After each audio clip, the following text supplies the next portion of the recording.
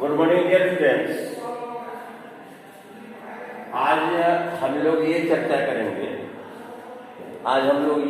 करेंगे कि प्राय आप सुनते हैं जनरेट ऑक्सीजन, नवजात ऑक्सीजन, O2, इसको कहते हैं डायआटोमिक मोलेकुल्स। O2 को कहते हैं डायआटोमिक मोलेकुल्स, मतलब दो परमाणु वाला अणु।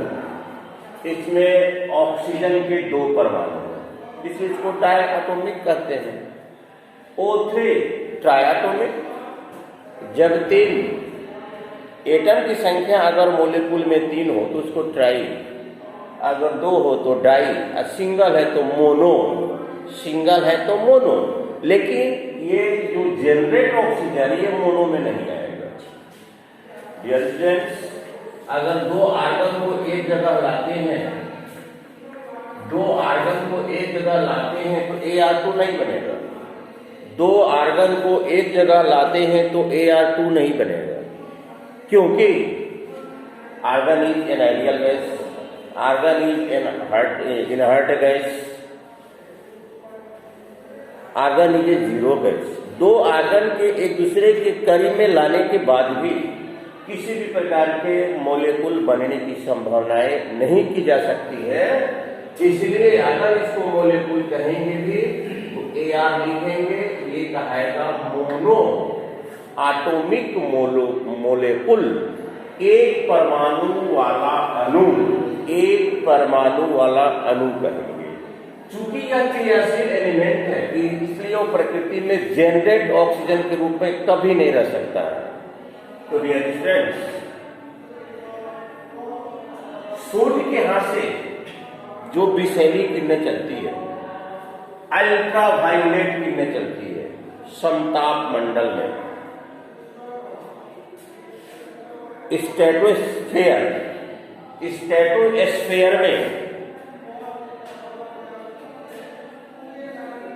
उसको यह क्या करता है, ऑब्जर्व कर लेता है।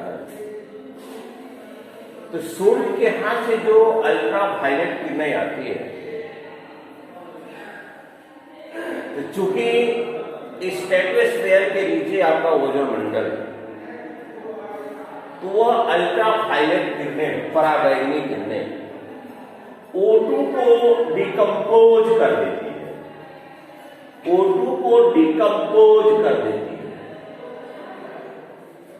अब O2 के डिकम्पोज करने के बाद दो जेनरेट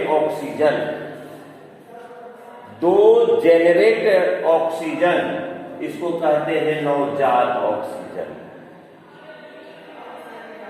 जैसे तुरंत का जन्म लिया हुआ बच्चा को हम लोग नवजात कहते हैं।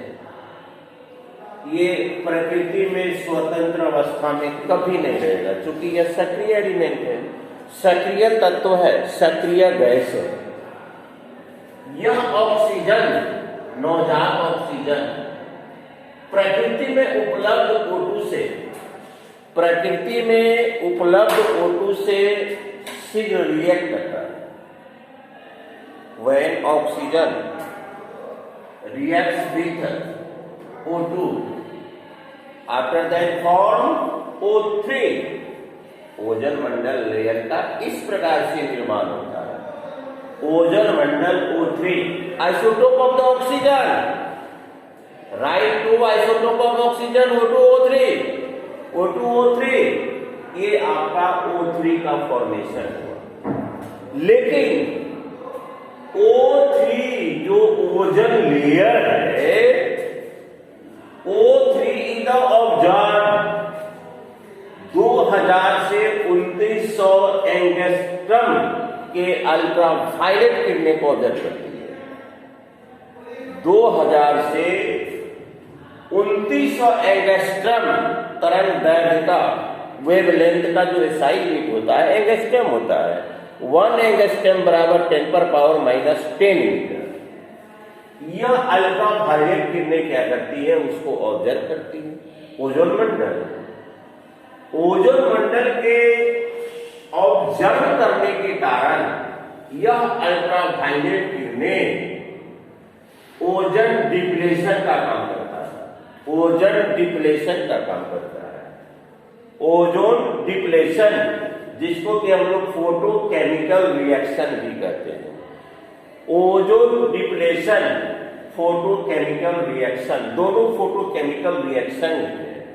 ओजोन का डिप्लेशन, जिसको कहते हैं ओजोन होल, ओजोन होल, वह क्या करता है, ये अल्ट्रावायलेट किरणें O3 को तोड़ देता है। ओजोन मंडल में उपस्थित O3 को तोड़ देता है, डिप्लेट कर देता है, O2 और जनरेट ऑक्सीजन बनता है। और ये जनरेट ऑक्सीजन पुनः O3 से रिएक्ट करके 2O2 बनाता है, ऑक्सीजन के 2 मॉलिक्यूल्स बनाते हैं। इस तरह की परिघटनाएं कहां पर देखा गया है भाई? साउथ पोलर रीजन, जिसको कि अंटार्कटिका कहते हैं, 1995 में, और 1990 में देखा गया है नॉर्थ पोलर रीजन, उसको कहते हैं आर्कटिक रीजन। अगर ऐसी समस्याएं उत्तरोत्तर बढ़ती जाती, एक हम लोग के सामने सर्वाइवल के सामने एक विकट समस्या उत्पन्न हो जाएगी। सीधे अल्ट्रावायलेट किरणें पृथ्वी पर पहुंचेगी। क्लोरोफ्लोरोकार्बन, जिसकी प्रमुख इसमें हाथ है, क्लोरोफ्लोरोकार्बन, एरोसल्स वगैरह, ये सब क्या करते हैं, इनकी जो पार्टिकल्स होते हैं बहुत अस्थायी होते हैं, वो धीरे धीरे ओजोन लेयर तक पहुंच जाते हैं और उसको डिप्लेशन करने का काम प्रारंभ कर देते हैं। तो डियर स्टूडेंट्स, आप लोग प्रायः सुनते हैं जनरेट ऑक्सीजन, नवजात ऑक्सीजन, ऑक्सीजन अणु O3। There are two isotope oxygen, which name are O2, O3, और O is the generate oxygen. तो आखिर ये अल्ट्रावायलेट जो किरणें होती है, पराबैंगनी किरणें, बहुत ही विषाक्त किरणें होती है।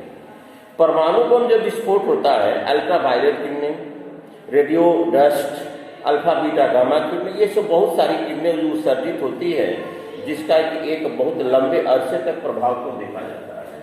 तो सबसे पहले जो अल्ट्रावायलेट किरणें आती है, जो कि स्ट्रेटोस्फेयर में रहता है, वह O2 को क्या करके तोड़कर 2 जनरेट ऑक्सीजन में कन्वर्ट करता है। अब 2 जनरेट ऑक्सीजन में कन्वर्ट करता है, यह ऑक्सीजन O2 से रिएक्ट करके O3 कन्वर्ट करता है।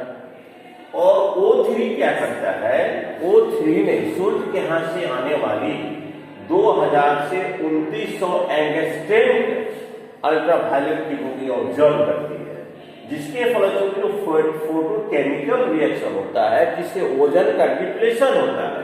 तो ओजोन का डिप्लेशन कैसे होता है भाई? O3 है। ये जो अल्ट्रावायलेट किरणें हैं, जिसका एंगस्ट्रॉम 2000 से 2900 एंगस्ट्रॉम, 1 एंगस्ट्रॉम बराबर 10⁻⁻10 मीटर। तो photo chemical reaction, ozone depletion, जिसको ओजोन होल भी कहते हैं, O3 टूटकर O2 और O में कन्वर्ट होता है। ये तोड़ता है, O2 और O में कन्वर्ट होता है। और यह O प्रेजेंट O3 से कन्वर्ट करके O2 बना लेता है, जिसके कारण ओजोन मंडल का लेयर डेंसिटी कमजोर होते चला जाता है। ऐसी घटनाएं कहां पर देखी गई है? साउथ पोलर रीजन, जिसको कि हम लोग अंटार्कटिका कहते हैं, 1995 में, और नॉर्थ पोलर रीजन 1990 में देखी गई, जिसको कहते हैं आर्कटिक रीजन।